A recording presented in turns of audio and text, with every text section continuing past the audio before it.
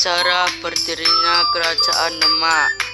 Kerajaan Demak didirikan oleh Raden Fata yang memerintah pada tahun 1500 sampai 1518. Berdirinya Kerajaan Demak dilatar belakangi oleh melemahnya pemerintah Kerajaan Majapahit dan mulai menguatkan pengaruh Islam di tanah Jawa. Pada masa pemerintahan Raden Fata, Kerajaan Demak meliputi Jepara, Tuban, Sedayu, Palembang, Jambi, serta beberapa daerah di Kalimantan. Raja-raja pemimpin Kerajaan Demak. Nomor 1 adalah Raden Fata dari 1500 hingga 1518.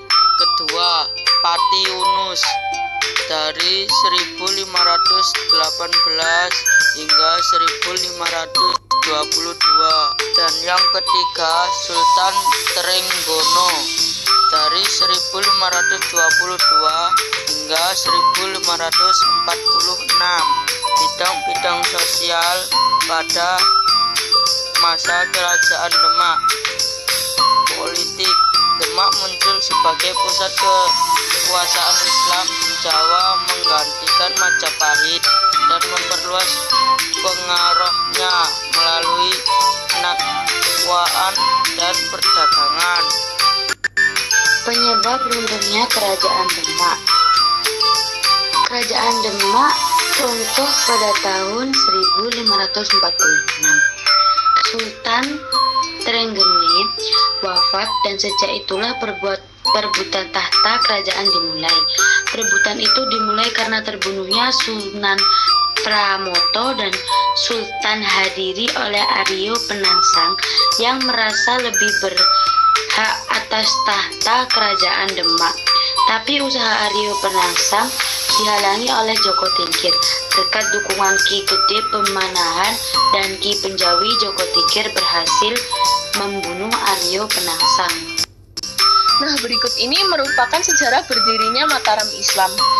Nah, Kerajaan Mataram didirikan oleh Penembahan Senopati pada abad ke-16, tepatnya pada tahun 1586. Awalnya, kerajaan ini merupakan bagian dari Kesultanan Pajang. Namun, kemudian berkembang menjadi kerajaan mandiri dan kuat.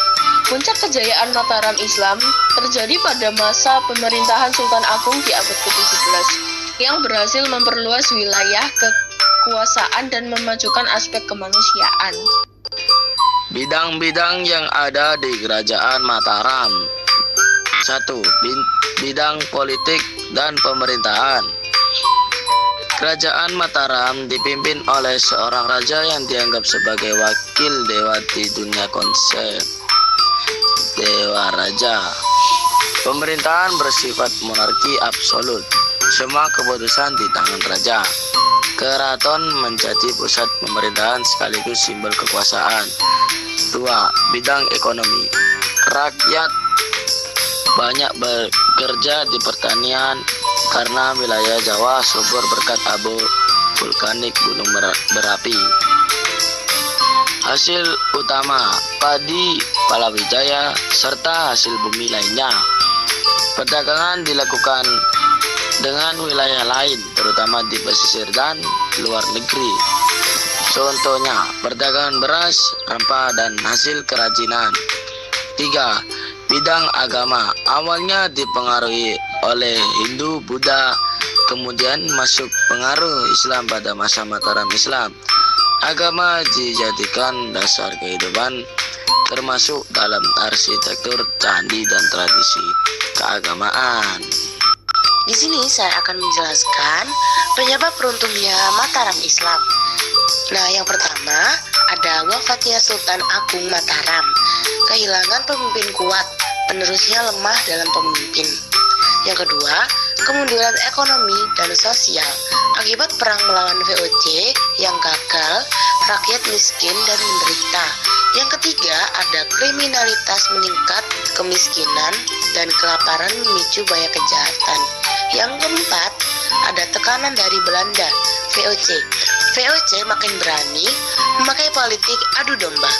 Yang kelima, ada pemberontakan daerah wilayah taklukan Sultan Agung mulai melepaskan diri. Yang keenam, ada kolaborasi penerus dengan VOC. Amangkurat dan penerusnya bekerja sama dengan VOC merugikan kerajaan. Yang ketujuh atau yang terakhir, perselisihan internal dan pewaris tahta konflik dalam istana berujung perjanjian Giyanti tahun 1755. Mataram terpecah menjadi Yogyakarta dan Surakarta.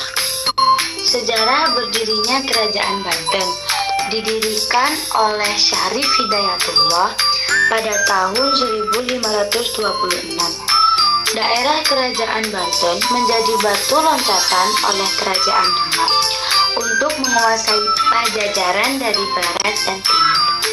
Wilayah kekuasaan Banten meliputi sebelah barat pantai Jawa hingga Lampung.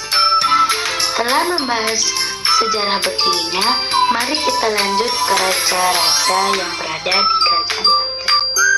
Di Kerajaan Banten terdiri dari Raja Sultan Maulana Hasanuddin, Sultan Maulana Yusuf, Sultan Ageng Tritayasa, dan yang terakhir Sultan Haji.